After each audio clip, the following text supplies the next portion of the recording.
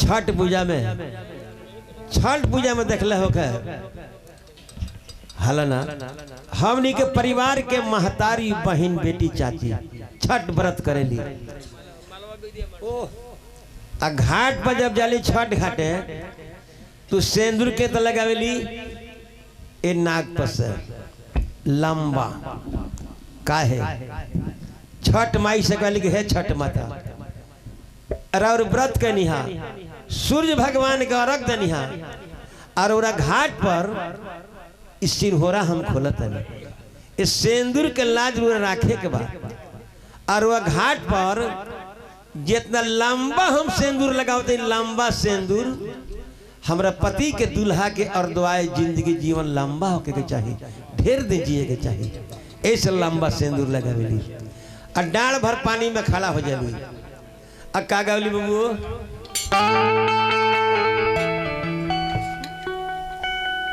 छोटी मोटी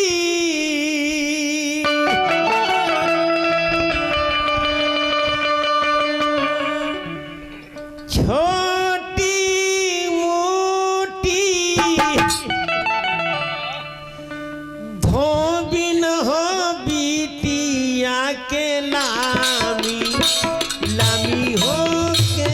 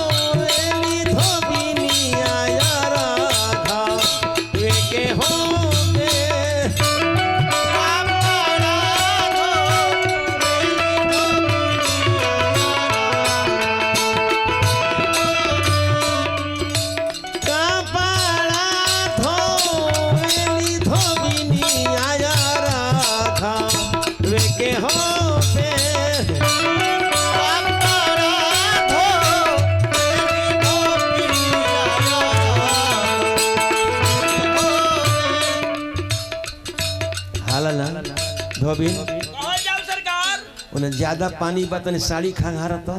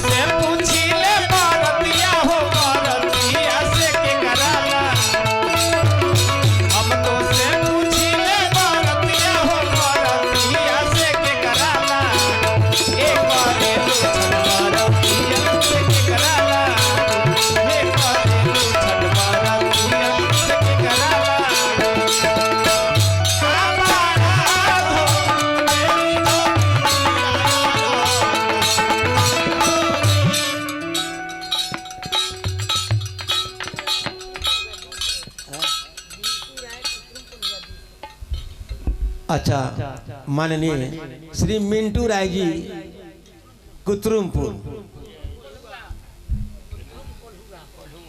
कुतरुमपुर कोल्हुआ आई छठ माई के भजन में ये पुरस्कार बा 200 रुपया। हार्दिक अभिनंदन नमस्कार। चौकीदार सब कहाँ बने हमारे समझ में नहीं क्या है। छठ माई के भजन खाली जाता है। भक्त लोग क्या कहता छोटी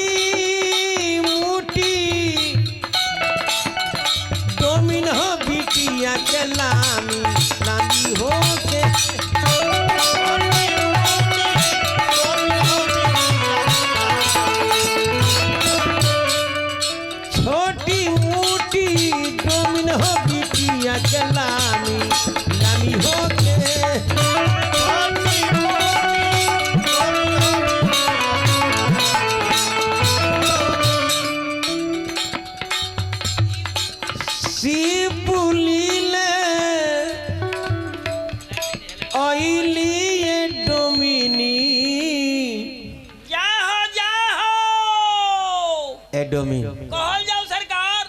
डोमिन अरे कहल जाओ सरकार। ई काउंडा बांस के सिपली हल कठबासी या कठबासी। कटमासी कठबासी बुढ़िया फरले बड़ी बुढ़िया से नहीं खा भाटा ते घड़ी कमजोर हो गई बड़ी दोनों काम अकेले करे को पड़ता। जियो जियो सिपुली ले वैली डोमिनिया राधा वे के हो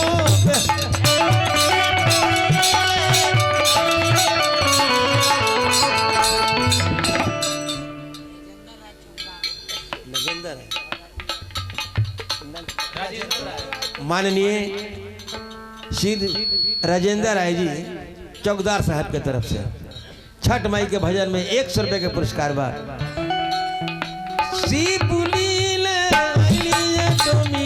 राधा के हो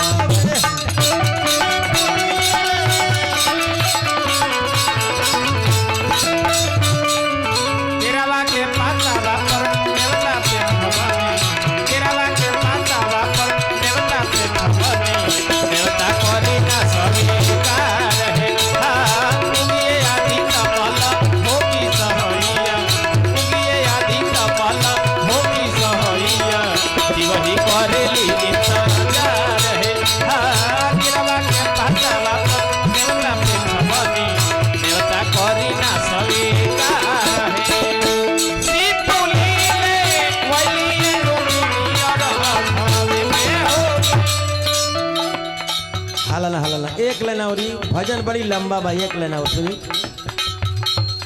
छोटी मोटी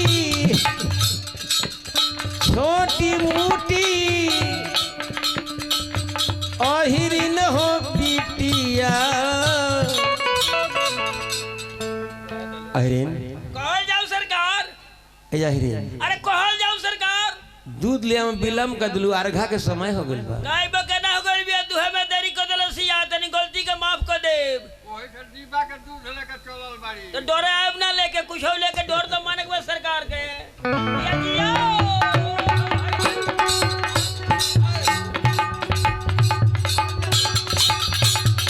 अंजनी लाल ननवाजे देवस्वी रानमा करी तोहार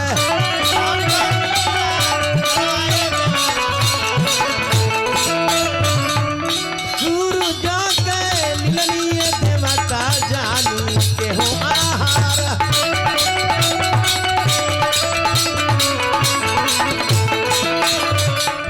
यादो रामा शंकर भैया मुरा खहो गवार हाँ यादो रामा शंकर भैया मुरा खहो गवार यादो रामा। अब का कह चल चल के हरि ओम नमः शिवाय हरि ओम नमः शिवाय हरि ओम नमः शिवाय कर्पूर गौरम करुणावतारम कर्पूर गौरम करुणावतारम संसार सारम भुजगेंद्र हारम संसार सारम सदा बसंत हृदय रविंदे भव भवानी सहित नमामि हरि ओम नमः शिवाय हरि ओम नमः शिवाय हरि ओम नमः शिवाय हरि ओम नमः शिवाय कर्पूर गौरम करुणावतारम कर्पूर गौरम करुणावतारम संसार सारम भुजगेंद्र हारम संसार सारम भुजगेंद्र हारम सदा बसंत हृदय रविंदे भव भवानी सहित नमामि हरि ओम नमः शिवाय हरि ओम नमः शिवाय हरि ओम नमः शिवाय हरि ओम नमः शिवाय हरि ओम नमः शिवाय हरि ओम